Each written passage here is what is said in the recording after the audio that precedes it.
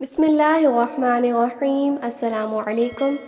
1520 قبل از مسیح میں فرعون بادشاہ منفتح کی حکومت تھی۔ وہ ایک ظالم، جابر اور خدائی کا دعویٰ دار بادشاہ تھا۔ اس کے دور میں بنی اسرائیل کی قوم غلامی کی زندگی گزار رہے تھے۔ وہ بنی اسرائیل جو حضرت یوسف علیہ السلام کے عزیز مصر ہوتے ہوئے مصر آ گئے تھے، اور حضرت یوسف علیہ السلام نے اس وقت کے فرعون ریان بن ولید سے بنی اسرائیلیوں کے لیے ایک خاص زمین لے رکھی تھی۔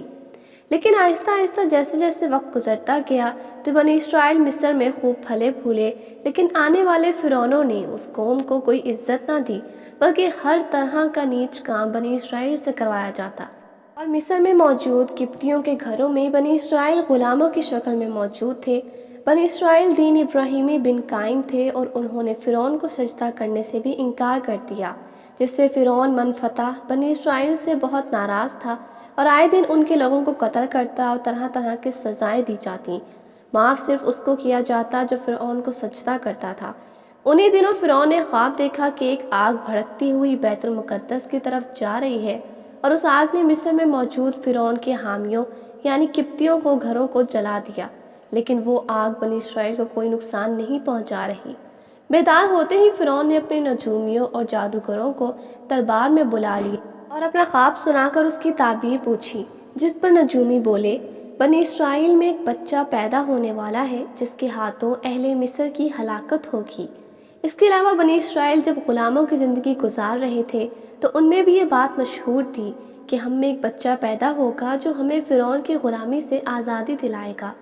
فرعون نے یہ سب باتیں سن رکھی تھیں، اور جیسے ہی اس نے نجومیوں سے اپنے خواب کی تعبیر سنی تو وہ بدحواس ہو گیا، اور اس نے شاہی فرمان جاری کیا کہ بنی اسرائیل میں پیدا ہونے والے ہر نومولود بچوں کو قتل کر دیا جائے۔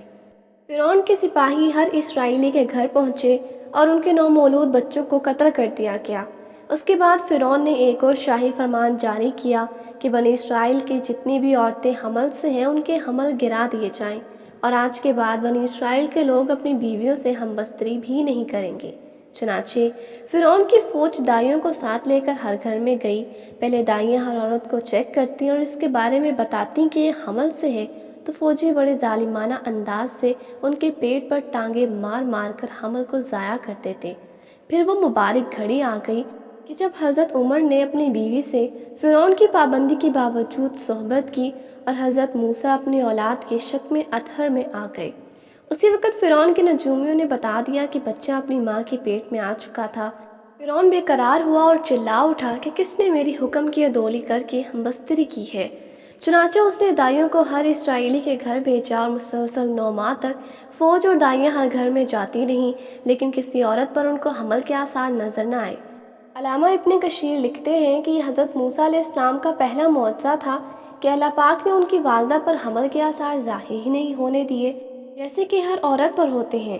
پھر جب حضرت موسیٰ علیہ السلام پیدا ہو گئے تو نجومیوں نے بتا دیا کہ بچہ پیدا ہو چکا ہے، تو فرعون کی فوجوں نے ایک بار پھر بنی اسرائیلیوں کے گھروں کی طرف رخ کر لیا۔ قرآن پاک میں ارشاد ہے، ہم نے موسیٰ کی ماں کو وحی کی کہ اسے دودھ پلاتی رہے، اور جب تجھے اس کی نسبت کوئی خوف معلوم ہو تو اسے دریا میں بہا دینا، اور کوئی ڈر، خوف یا رنج و غم نہ کرنا، ہم یقیناً اسے تیری طرف لوٹانے والے ہیں اور اسے اپنے پیغمبروں میں سے بنانے والے ہیں۔ علامہ طبری رحمۃ اللہ علیہ فرماتے ہیں کہ حضرت موسیٰ علیہ السلام کی والدہ نے 3 دن آپ کو دودھ پلایا، اور چوتھے دن لکڑی کے صندوق میں رکھ کر دریا میں ڈال دیا، اور حضرت موسیٰ علیہ السلام کی والدہ نے انہی کی بہن مریم بنت عمران کو صندوق کے ہمراہ چلنے کا کہا کہ دیکھتی رہنا کہ میرا بچہ کس کے ہاتھ لگتا ہے۔ دریا سے ایک نہر فرعون کے محل کی طرف جاتی، جس سے وہ صندوق فرعون کے محل پہنچا۔ نہر پر حضرت آسیہ سلام اللہ علیہا جو کہ فرعون کی بیوی تھیں، وہ اپنے معمول کے مطابق بیٹھی تھیں کہ انہیں صندوق مل گئی۔ جب انہوں نے دیکھا کہ اس میں ایک بہت پیارا بچہ ہے تو اس کو گود میں اٹھا کر فرعون کے پاس لے گئیں اور فرمایا، یہ میری اور تمہاری دونوں کی آنکھوں کی ٹھنڈک ہے، اسے قتل نہ کرنا، شاید یہ ہمیں فائدہ پہنچائے یا ہم اسے اپنا بیٹا بنا لیں۔ فرعون نے نہ چاہتے ہوئے بھی اس بچے کو اپنے گھر میں اپنی بیوی کے کہنے پر رکھ لیا۔ اب ہر دائی نے حضرت موسیٰ علیہ السلام کو دودھ پلا کر دیکھ لیا، لیکن حضرت موسیٰ علیہ السلام نے کسی سے دودھ نہ پیا اور مسلسل روتے رہے۔ یہ دیکھ کر حضرت آسیہ سلام اللہ علیہا بہت پریشان ہو گئیں کہ اب کیسے اس بچے کی بھوک کو مٹایا جائے۔ قرآن پاک میں ارشاد ہے، اور ہم نے پہلے ہی سے اس پر دائیوں کے دودھ حرام کر دیے تھے۔ حضرت موسیٰ علیہ السلام کی بہن مریم یہ سب دیکھ رہی تھیں۔ بالآخر وہ کہنے لگی، کیا میں تمہیں ایسا گھرانہ بتاؤں کہ جو تمہارے لیے اس بچے کو پالے اور اس کی خیر خواہی سے پرورش کرے؟ حضرت آسیہ نے جب اجازت دی تو حضرت مریم اپنی والدہ کو لے کر محل میں آ گئیں، جنہوں نے آ کر اپنے بیٹے حضرت موسیٰ علیہ السلام کو دودھ پلایا۔ اس طرح یہ بچہ جس کے ڈر سے فرعون نے ہزاروں بچے قتل کروائے تھے، وہ اسی کے محل میں پروان چڑھنے لگا۔ ایک دن فرعون نے حضرت موسیٰ کو گود میں اٹھا رکھا تھا کہ انہوں نے فرعون کے منہ پہ تماچا مار دیا، جس پر فرعون کو غصہ آیا اور اس نے کہا کہ یہ کوئی عام بچہ نہیں ہے، یہی میرا دشمن ہے، اب تو میں اسے قتل کر کے ہی چھوڑوں گا۔ حضرت آسیہ سلام اللہ علیہا کہنے لگیں، ٹھیک ہے، ابھی دیکھ لیتے ہیں کہ یہ بچہ کتنا عقل مند ہے۔ انہوں نے ایک دشت میں ہیرے جواہرات، دوسرے میں جلتے ہوئے انگارے رکھ دیے اور حضرت موسیٰ کو زمین پر چھوڑ دیا کہ اگر یہ بچہ عقل مند ہوگا تو ہیرے جواہرات اور یا قوت کو چن لے گا۔ لیکن حضرت موسیٰ نے اللہ کے حکم سے انگاروں کو اٹھایا اور اپنی زبان پر رکھ لیا۔ فرعون کو یقین ہو گیا کہ یہ وہ بچہ نہیں ہے۔ پھر حضرت موسیٰ علیہ السلام جب جوان ہوئے تو فرعون کے لے پالک ہونے کی وجہ سے ان کا بہت رعب اور دبدبہ تھا، لیکن حضرت موسیٰ یہ جان گئے تھے کہ وہ فرعون کے حواری یعنی قبطیوں میں سے نہیں ہے بلکہ ایک اسرائیلی ہے، تو جب بھی کہیں کوئی بنی اسرائیل پر ظلم کر رہا ہوتا تو آپ اس کو ضرور روکتے۔ ایک دن ایک قبطی ایک اسرائیلی کو مار رہا تھا، جس پر حضرت موسیٰ علیہ السلام نے اس کو روکا لیکن وہ باز نہ آیا۔ اس پر حضرت موسیٰ علیہ السلام نے اس کو ایک مکہ مارا تو اسی جگہ پر مر گیا۔ یہ بات جنگل کی آگ کی طرح مشہور ہو گئی تو فرعون حضرت موسیٰ علیہ السلام کی گرفتاری کے لیے فوج کو حکم دے دیا۔ قرآن پاک میں ارشاد ہے، اور ایک شخص شہر کی پرلی طرف سے دوڑتا ہوا آیا اور بولا، موسیٰ، شہر کے رئیس تمہارے قتل کا مشورہ کر رہے ہیں، بس تم جلدی سے یہاں سے نکل جاؤ، میں تمہارا خیر خواہ ہوں۔ حضرت موسیٰ علیہ السلام وہاں سے نکل کھڑے ہوئے، کہنے لگے، اے پروردگار، مجھے ظالموں کے گروہ سے بچا لے۔ حضرت موسیٰ علیہ السلام کئی روز کی مسافت کے بعد مدین پہنچے، جہاں انہوں نے کنویں پر مردوں کا رش لگا دیکھا اور دیکھا کہ دو لڑکیاں اپنے جانور لے کر کھڑی ہیں کہ مرد کنویں سے جائیں تو وہ اپنے جانوروں کو پانی پلا سکیں۔ آپ نے ان لڑکیوں کے جانوروں کو پانی پلایا۔ وہ لڑکیاں حضرت شعیب علیہ السلام کی صاحبزادیاں تھیں۔ جب انہوں نے گھر پہنچ کر حضرت شعیب کو سارا واقعہ سنایا تو حضرت شعیب نے کہا کہ جاؤ، اس نیک انسان کو اپنے گھر لے کر آؤ۔ اللہ پاک قرآن میں فرماتا ہے، جب وہ ان کے پاس آئے اور ان سے اپنا سارا حال بیان کیا تو انہوں نے کہا، اب کچھ خوف نہ کرو، تم نے ظالم قوم سے نجات پا لی ہے۔ ایک لڑکی بولی، ابا جان، ان کو نوکر رکھ لیجئے، کیونکہ بہتر نوکر جو آپ رکھیں وہ ہے جو توانا اور ایماندار ہو۔ انہوں نے موسیٰ سے کہا، میں چاہتا ہوں کہ اپنی 2 بیٹیوں میں سے ایک کو تم سے بیعت دوں، اس شرط پر کہ تم 8 برس میری خدمت کرو، اور اگر 10 سال پورے کر دو تو وہ تمہاری طرف سے احسان ہے، اور میں تم پر تکلیف ڈالنا نہیں چاہتا، تم مجھے انشاءاللہ نیک لوگوں میں پاؤ گے۔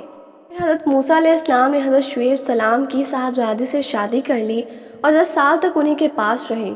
10ویں سال حضرت موسیٰ علیہ السلام اپنی والدہ، بہن اور بھائی سے ملنے کے لیے مصر کے سفر پر روانہ ہوئے، جہاں راستے میں کوہ طور پر آپ علیہ السلام پر وحی نازل ہوئی، جہاں پر اللہ نے آپ کو مختلف معجزے عطا کیے، جن میں عصا کا سانپ بن جانا، آپ کے ہاتھ کا چاند کی طرح چمکنا وغیرہ۔ اور پھر اللہ پاک نے حضرت موسیٰ کو حکم دیا کہ فرعون کے پاس جاؤ اور اس کے خدائی کے دعوے کو رد کرو اور وہاں لوگوں کو تبلیغ کرو اور توحید کی دعوت دو۔ حضرت موسیٰ علیہ السلام مصر پہنچے اور لوگوں کو بتایا کہ میں اللہ کا رسول ہوں اور تم لوگوں کو دعوت دیتا ہوں کہ اب سے صرف ایک اللہ کی عبادت کیا کرنا۔ اس کے بعد فرعون کے محل میں مشہور واقعہ پیش آیا، جب حضرت موسیٰ علیہ السلام کے عصا مبارک نے اسطح بن کر جادوگروں کے سب سانپوں کو کھا لیا۔ یہ دیکھ کر فرعون کی بیوی حضرت آسیہ سلام اللہ علیہا حضرت موسیٰ علیہ السلام پر ایمان لے آئیں، جس پر فرعون نے ان پر ظلم کر کے ان کے جسم میں کیلیں ٹھوک کر انہیں شہید کر دیا۔ اس دوران فرعون طرح طرح کے ظلم کرتا، جس پر ان پر چھوٹے چھوٹے عذاب بھی آئے، لیکن اسے عقل نہ آئی، اور بالآخر اللہ پاک نے فرعون اور اس کے حواریوں کو اللہ پاک نے دریا میں غرق کر دیا اور اس کی لاش کو رہتی دنیا تک پوری انسانیت کے لیے عبرت کا نشان بنا دیا۔ اللہ اکبر۔